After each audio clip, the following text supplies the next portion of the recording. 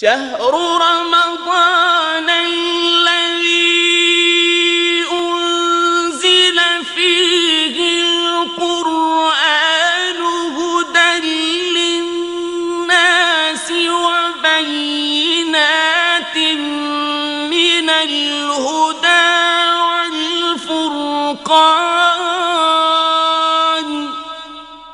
نحمده ونصلي على رسوله الكريم اعوذ باللہ من الشیطان الرجیم شہر رمضان الذی انزل فیہ القرآن ھدی للناس وبینات من الھدی والفرقان ومن شہد منکم الشہر فلیصم اما بعد۔ ہم یہ عرض کر رہے تھے کہ حضرت ابو ہریرہ رضی اللہ تعالیٰ عنہ سے یہ روایت ہے کہ ایک روز اللہ کے پیارے رسول صلی اللہ علیہ وسلم ممبر پر تشریف فرما ہونے لگے تو پہلی سیڑھی پہ قدم رنجا ہوئے تو فرمایا آمین، پھر دوسری سیڑھی پہ قدم رکھا تو ارشاد فرمایا آمین، پھر تیسری سیڑھی پہ قدم رکھا تو ارشاد فرمایا آمین۔ صحابہ کرام رضوان اللہ علیہ مجمعین نے اس سے پہلے کبھی رسول اکرم صلی اللہ علیہ وسلم کو ممبر پر تشریف فرما ہوتے ہوئے اس طرح آمین آمین آمین کہتے کبھی نہیں سنا تھا۔ چنانچہ حیرانی کے عالم میں رسول اکرم صلی اللہ علیہ وسلم سے دریافت کیا، اے اللہ کے رسول، آج خلاف معمول آپ نے یہ آمین آمین آمین ارشاد فرمایا، اس سے پہلے ہم نے کبھی آپ کو اس طرح آمین کہتے ہوئے نہ دیکھا نہ سنا۔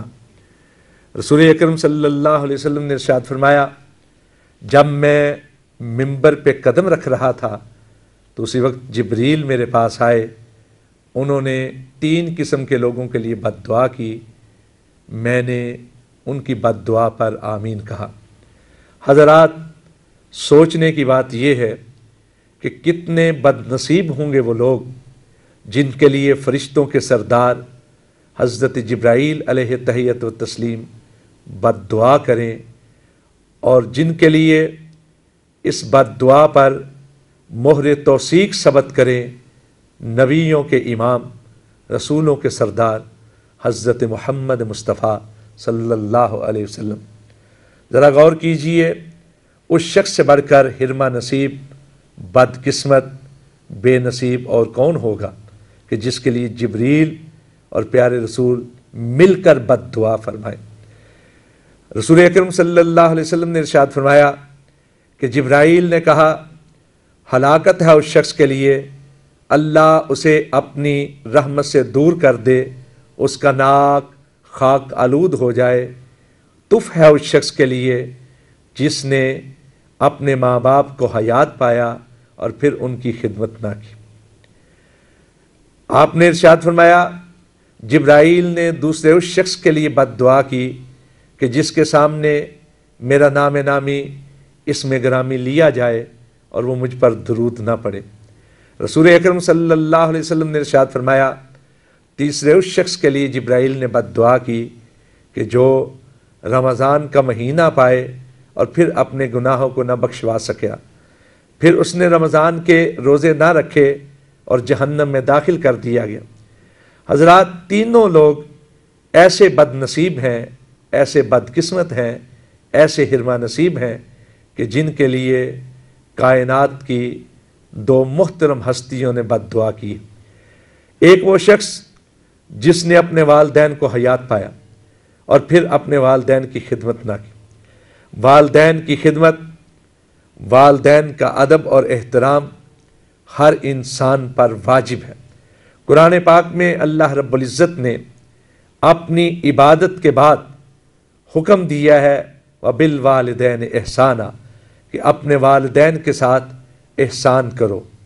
احسان اس نیکی کو کہا جاتا ہے جس میں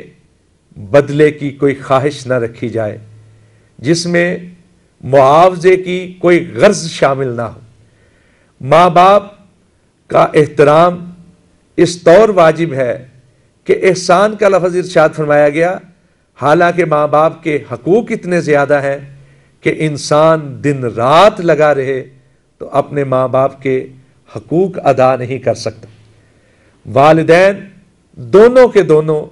انسان کے لیے واجب تکریم حیثیت رکھتے ہیں۔ ایک باپ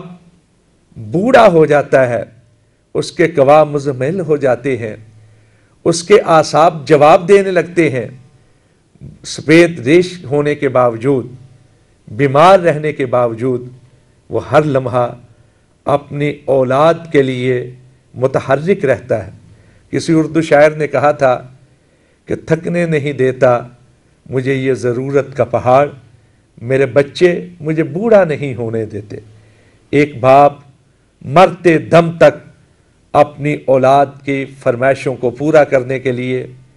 اس کی ضروریات کو پورا کرنے کے لیے، ان کے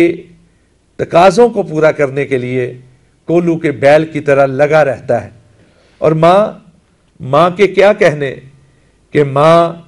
کتنی تکلیفوں کو برداشت کرتی ہے اور اپنے بچے کو جنم دیتی ہے۔ کسی پوچھنے والے نے پوچھا کہ اگر میں یمن سے لے کر بیت اللہ الحرام تک اپنی ماں کو اپنے کاندھوں پہ اٹھا کر چلوں،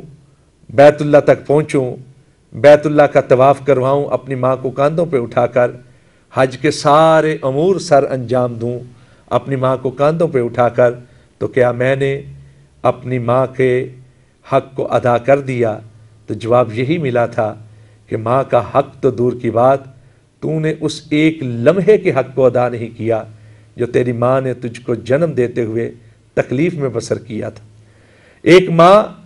نہ جانے کیا کیا کلفتیں برداشت کرتی ہے، کیا مصیبتیں جھیلتی ہے اپنے بچے کو جنم دینے کے لیے، اور ماں کی مصیبتیں، ماں کی تکلیفیں بچے کو جنم دینے کے ساتھ ختم نہیں ہو جاتی۔ ماں ہر لمحہ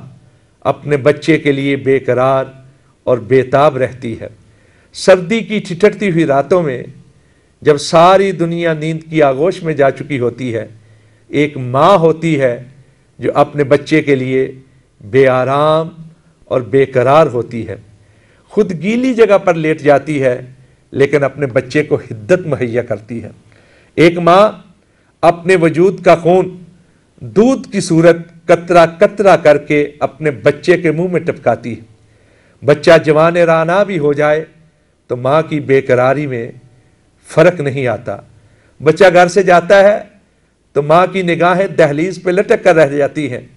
کب اس کا بچہ واپس آئے اور کب اس کو سکون میسر ہو۔ تو ماں کا حق اور باپ کا حق یہ ایسی چیزیں ہیں کہ ساری زندگی